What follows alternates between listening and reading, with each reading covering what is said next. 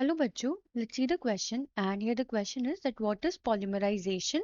Describe the polymerization of ethene and explain how it is useful.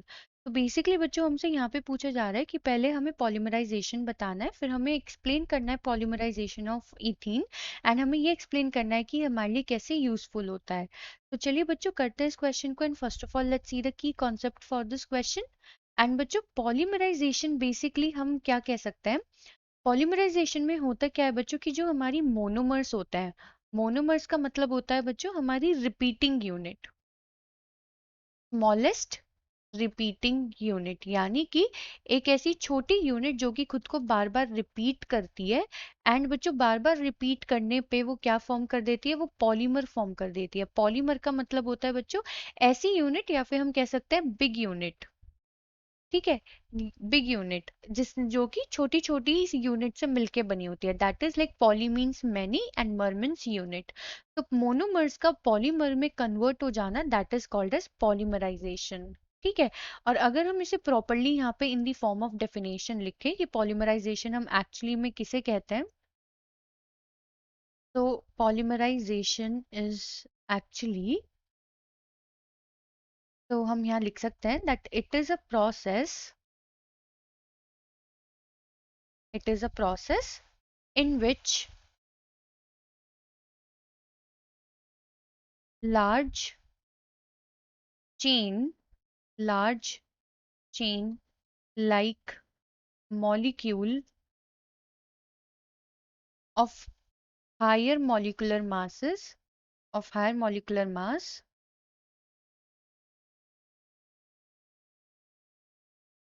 is formed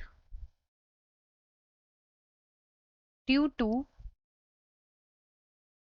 due to combination of due to combination of smaller molecules smaller molecules of similar structure similar structure with low molecular mass with low molecular mass। तो इसका मतलब ये है बच्चों कि ऐसा process जिसमें कि हमारी लार्ज चेन लाइक मॉलिक्यूल जिसके मास काफी ज्यादा होता है और फॉर्म होती है with the help of combination of small molecules जिनका स्ट्रक्चर और molecule of the similar structure, कि इनका स्ट्रक्चर सेम होता है एंड इनका मॉलिक्यूलर मास भी कम होता है। यानी कि बच्चों मोनोमर हमारी छोटी यूनिट होती है जो खुद को बार बार रिपीट करती है, जिसका मास कम होता है एंड फिर कन्वर्ट हो जाती है इनटू बिग यूनिट जिसका मॉलिक्यूलर मास भी इवेंचुअली बढ़ जाता है। तो बच्चों यहाँ पे जो हमारे को बोला जा रहा है, हमें बोला जा रहा है for the polymerisation of ethene, कि ईथीन किस तरीके से पॉलीमराइज करता है। तो पॉलीमराइजेशन ऑफ ईथीन, तो बेसिकली बच्चों जब पॉलीमराइजेशन करते हैं हम ईथीन का, तो हम क्या करते हैं, हम n नंबर ऑफ यूनिट्स लेते हैं for CH2 double bond CH2। ठीक है, n नंबर ऑफ यूनिट्स, क्योंकि हमें नहीं पता कि कितनी यूनिट ऑफ इथीन खुद को रिपीट करेंगी। हम क्या करते हैं, फिर हम इसे ट्रीट करते हैं in the presence of catalyst and at high temperature and pressure, high temperature